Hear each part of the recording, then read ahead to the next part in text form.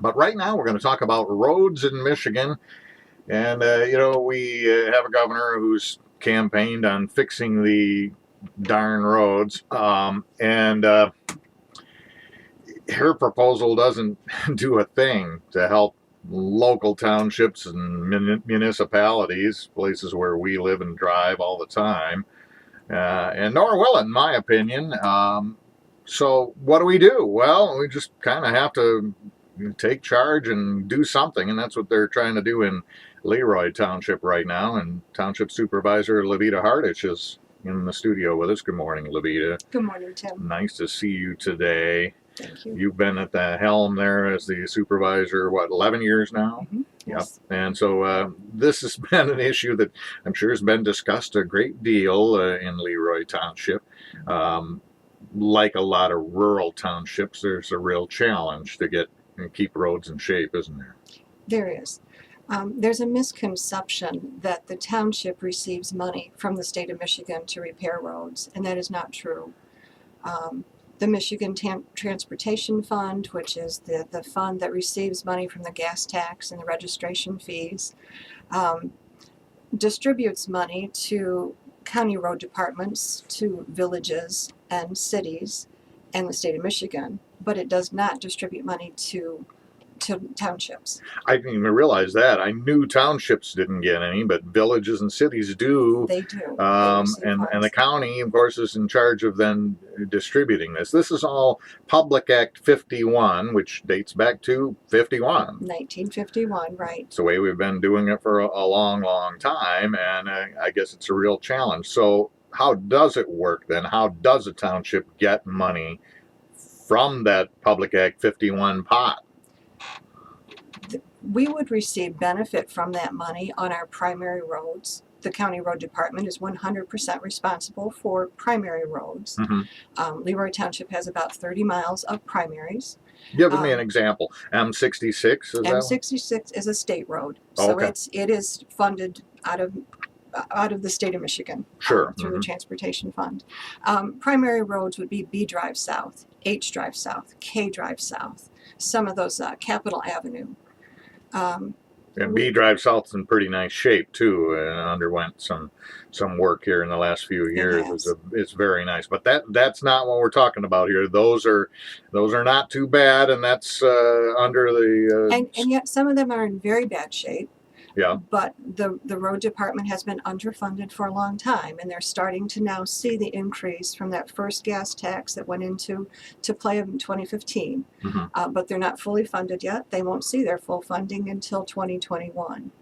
So as they continue to see increases, they will get to the primary roads. But we also have to remember they have 19 townships to deal with, not just Leroy Township. Right, yeah. So take the primary roads out, take the state roads out, what are we left with? We're left with 45 miles of local roads. Those would be the 3.5, the 2.5. A lot of our numbered roads, 4 mile. 2 mile. 2 mile. I think that one's dear to your heart, right? It is also known as Stone Jug Road, and it's getting pretty bad there from Hoffman up to the city limits division. A lot of them are almost to the point that you can hardly travel them. So we're left with a funding issue. Again, Act 51 says that the county road department is responsible to provide some funds for local roads, but it has to have a local match. So who is that local match? I mean, for a long time, I fought this, townships have fought this, that it's not us. Where's that local match going to come from? Mm-hmm. But ultimately, we're the only people who are going to provide those funds. So the township citizens then have to do something, even whether it's pass the hat or pass a bond proposal, right, or a special assessment, some mechanism to raise X amount of dollars, and then the county says, oh, okay, we'll match that. Right. And what you just said is interesting because, and my newsletters to my residents have talked about special assessment districts. It's good in concept. Where everyone would pay the same amount, a flat fee. But through research, through the advice of our legal counsel, and now even hearing this from Michigan Townships Association, it is really a misuse of that statute to think that we can create a district and charge everyone the same amount, because the special assessment district is supposed to, your property is supposed to receive a benefit in proportion to the size of your property. And that doesn't happen in a cookie cutter assessment district. Mhm. So what we're seeing is that townships that have special assessment districts, residents are now taking their claims to the Michigan Tax Tribunal, and they're winning, and they're being overruled. But we haven't So- seen that in Bedford, though. We haven't seen it, and Bedford's is a very small amount. They have a large enough population; they could spread that out over a lot of people. Mhm. Ours would be a large special assessment district. I mean, each person's assessment would be large. Well, it comes And back to population too. It does. We just don't have the tax base or the raw number of people in some of these townships, like Leroy Township. We're about a third to a quarter of the population of the three largest townships: Bedford, Emmett, and Penfield. Mhm. We're the fourth largest. The other townships are really going to struggle. We're at that place that, could we do a bond proposal? Do we have enough population? We'll see on May 7th. And you sent newsletters out, you sent questionnaires out, you asked people, Leroy, what do you think we ought to do? And what did that tell you? Well, we had this bond proposal. We had a similar bond proposal on the ballot in 2016, Mhm. November 2016. It was turned down by 11 votes. It was Right. very close. So we let a year or two pass, and I still get complaints about the roads every day. So the board decided to send out a questionnaire to our residents, and we included a little postcard to be mailed back. What do you want us to do? Overwhelmingly, the response came back: put it back on the ballot. Mhm. And so that's where we are today. And unfortunately, and we talk about roads a lot on the program, and so we know from virtually everyone we talk to, the cost just keeps skyrocketing the longer you wait. So It does. And that- if I can clarify why this one is so much more expensive than 2016, not only is it the skyrocketing cost, but the treatment is different. In some of the townships that have had work done, they've done a lot of overlay, where they put maybe 1.5 to 2 inches over the current road. Mhm.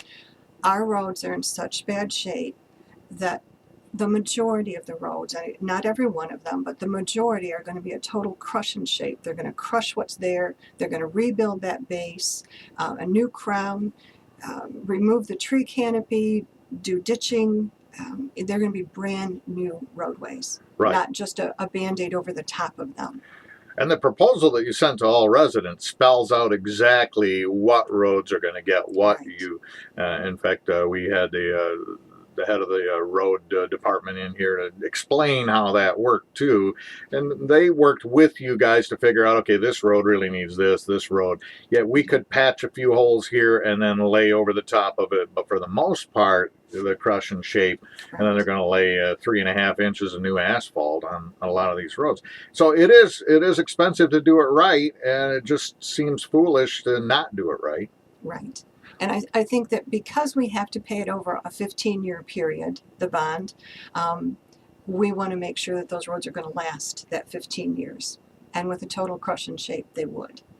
Now, my understanding, in order to get a match, a 50-50 match from the county, generally you have to go at least 3 mills. That's right. That's the breaking point. So if we were to ask residents for 1 mil, to try to fix some roads. 1 mil in Leroy brings in about $120,000, so it doesn't do a quarter mile of road. But at that point, the county would match us with 70-30, meaning we're responsible for 70% of the cost of that project. Yeah, so that doesn't make sense. It doesn't. But the question that a lot of people say is, okay, then why not go for 3 mills? Why are we going for, I believe it's what, 5.34? At 3 mills, again, we're going to bring in $300,000 a year, but we're only going to be able to use the money that we bring in each year to work on roadways. 45 miles of roads, $300,000 a year, doesn't do a mile of road a year. We're never going to touch every road. It's just not going to happen. By bonding, and we get the money up front from a bond company, and the money all comes to us. We hold that money in a savings account. But we're able to touch every local road. And we do that over a 3-year period. A bond has to be, the money has to be spent in 3 years. And then we continue to pay it back. But the impact is great, every road. I think when you think about it, you realize how important it is to quality of life in terms of just being able to enjoy your drive to work as opposed to dreading it. But then you talk about auto repairs. You know, I'm starting to hear a rattle in my front end, and I'm blaming Stone Jug Road for it. But I'm not the only one. And then not to say anything about property values. So really, I think we all agree that it's a huge quality of life issue. What it all comes down to is can we afford it? Absolutely. And the thing that a lot of people don't like about these types of issues is, you know, you take an old family who's had a big family farm for years and years and years, and it's been passed down and passed down, and you know, that's a huge tax liability. And so some of those people are even living on fixed incomes, trying to hold on to the farm, and you know, they're probably not going to support this. I don't know how many of those there are, but the thing that I keep hearing is, well, they're not going to do my road, or my road's fine, so I'm voting no. That's kind of short-sighted. I mean, do you only drive one road? I don't think so. I have to be very careful because board members are not to take a stance on this. Mm-hmm. I guess what I just point out is we are a community. And if you call for fire service, if you call for any type of emergency response, they travel these roads. They can be delayed in getting to you. Every delivery truck, every school bus travels these roads. And I do think you're right. Short-sightedness. I live on a primary road. My road is not going to see work, but I drive to work. I drive to my children's house. We drive those roads in the community. Sure. Yeah. And, you know, we have community pride too. But everybody has to weigh that individually.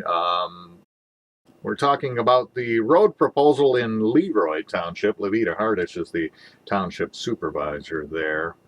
I like to joke around about those people over in East Leroy because I'm, of course, from West Leroy. Good for you. And yes, the greater West Leroy metropolitan area, as we sometimes refer to it.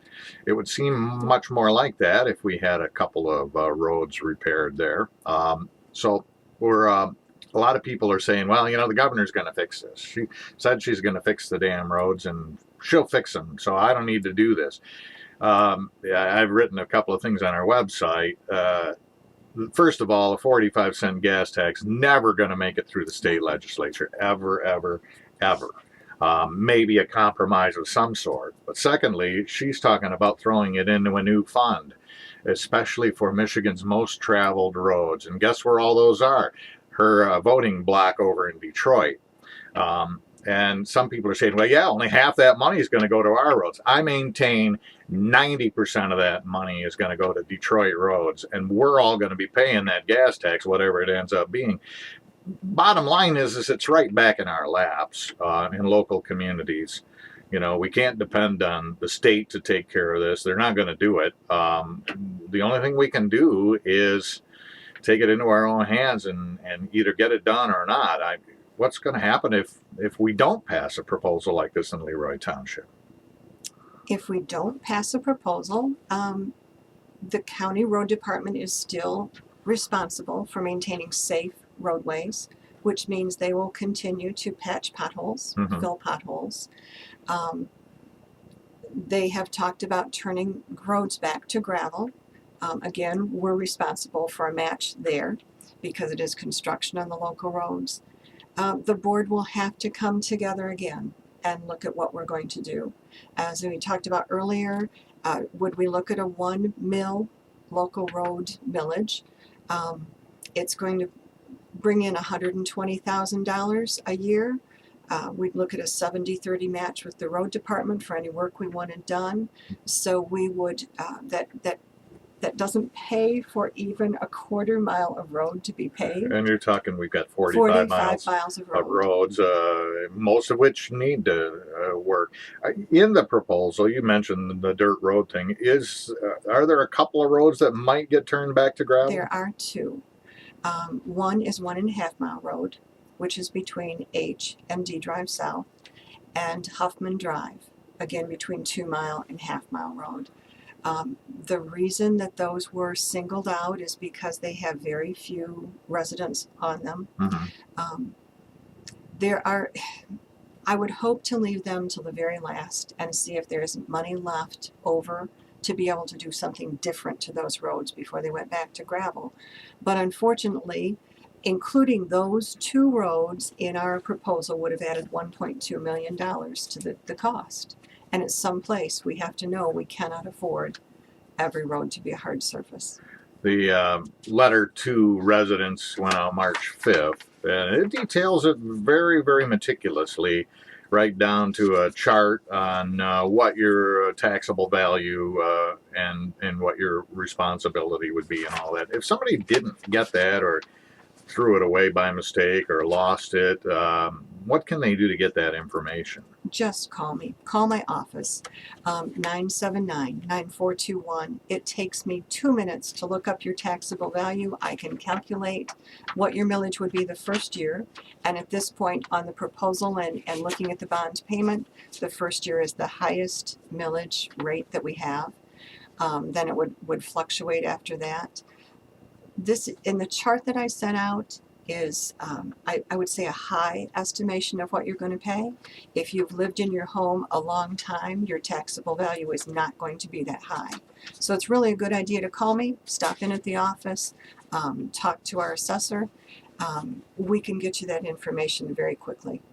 So 5.39 mils of taxable value in year 1, 5.37 for the next 14 years. The next 14. Of that. It does seem like a long time. The average value, let's say you have a $150,000 home, which I think is probably in Leroy Township it's our average. It's hard to calculate an average because we have a lot of farmland. Yeah, and you know, sometimes people will come out with the average, try to make it sound low, and then the only thing that happens is residents say, well, it sounds to me like they're trying to sugarcoat it. So what I would say is look up your own taxable value, see what you're going to pay when you make your decision. Don't go on any averages, but just for the sake of argument, $150,000 home, $75,000 taxable value, half of that then. Right. And so we're talking about $400 a year. Or $1 a day. $1 a day to fix the roads. Or one car repair. Yeah, but you know what? Yeah, if you're lucky. Right. You know, so that's another way to look at it. One car repair. Up front end, I know it's going to cost me more than that. You know, tires, rims, I've been pricing those a little bit lately, and those are not cheap either. You know, not to mention the fact that it's risky. I mean, you mentioned the county has to maintain safe roads, but they can only work so fast. And you know, the same stretches of roads are just treacherous every March and April until they can get out there and finally get them patched. If we can repair these the right way, then come next spring, we're not going to have that. We're not going to be fighting it every single spring. But it's going to be a tough decision for people. It is, and I think people want to know time frame. If this passes in May, you'll start to see some tree removal, that type of the tree canopy, which doesn't allow the sunshine to get down to the road and dry the roadway. That would start in the fall. The bonds would actually be sold, and in the spring of 2020, you would start to see the first year of road work in 2020, and all of it has to be completed within 3 years of 2020. I think that helps people to know too, you know, when is this going to happen? We haven't set specific roads yet. We don't have the actual, I can't tell you when your roadway will be done, but it would be within 3 years. And are there guarantees written in there for the work? You have recourse if all of a sudden these things get redone and crumble? We will negotiate a warranty with the road department after this proposal, whether we know if it's a yes or no. They have set the precedence with Bedford and Penfield Township warranting the work, so we expect a similar warranty with them. How many voters are there in Leroy Township? About 2,700. 2,700 voters. Last time, 2016, the proposal failed by 11 votes. 11. But how many of those 2,700 actually voted? About 2,200. So Because it was a presidential, it was a large turnout. okay. It was also a very complicated ballot. We had people say we couldn't find the proposal on the ballot. You won't see anything on your ballot this year except the bond proposal. LaVita Hardish, thanks again for coming in today and giving us the straight scoop on the proposal in Leroy Township. Voters go to the polls on May the 7th. It will not be a presidential election. So hopefully the people who come out there are people who feel strongly one way or the other and will get out and make their voice known. And hopefully we can get this project behind us here real soon. Thank you so much for your time.